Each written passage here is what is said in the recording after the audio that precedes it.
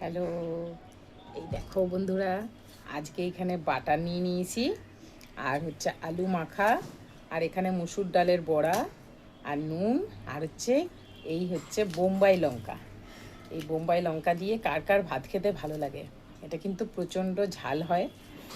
এখন জানি না এইটা কতটা ঝাল হবে, আমি তোমাদেরকে না খেয়ে বলতে পারবো না, আগে খেয়ে নিই। ঠিক আছে, এই যে নিয়ে নিলাম লঙ্কা খানিকটা।